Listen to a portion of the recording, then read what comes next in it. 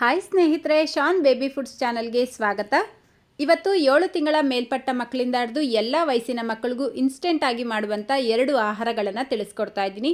ತುಂಬ ಈಸಿಯಾಗಿ ಮಾಡ್ಕೊಳ್ಬೋದು. ಸೊ ಬನ್ನಿ ಮಾಡೋದು ಯಾವ ರೀತಿ ಅಂತ ನೋಡೋಣ.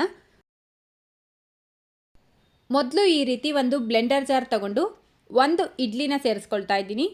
ಮಗುಗೆ ಇಡ್ಲಿ ಕೊಡ್ತೀರಾ ಅಂದರೆ ಮನೇಲಿ ಮಾಡಿರುವಂಥ ಇಡ್ಲಿ ಕೊಟ್ಟರೆ ಒಳ್ಳೆಯದು. ಇಡ್ಲಿ ಮಾಡಬೇಕಾದ್ರೆ ಸೋಡಾ ಉಪಯೋಗಿಸಬಾರ್ದು.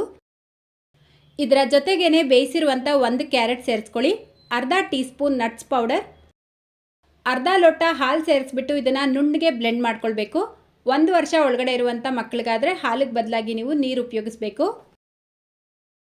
ನಾವಿದರಲ್ಲಿ ಕ್ಯಾರೆಟ್ ಉಪಯೋಗಿಸಿರೋದ್ರಿಂದ ಅದರಲ್ಲೇ ಸಿಹಿ ಅಂಶ ಇರುತ್ತೆ.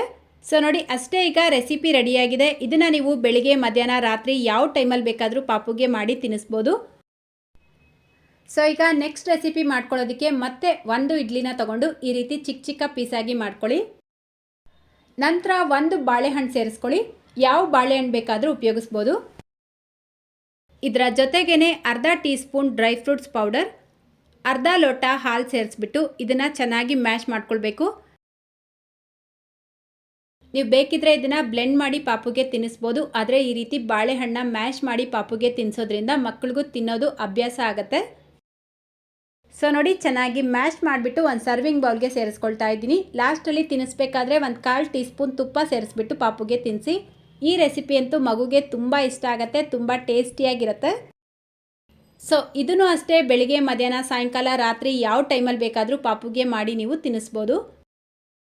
ಮನೇಲಿ ಇಡ್ಲಿ ಮಾಡಿದಾಗ ಖಂಡಿತ ಈ ರೆಸಿಪಿನ ಪಾಪುಗೆ ಮಾಡಿ ತಿನ್ನಿಸಿ, ಮಕ್ಕಳಿಗೂ ಇಷ್ಟ ಆಗುತ್ತೆ.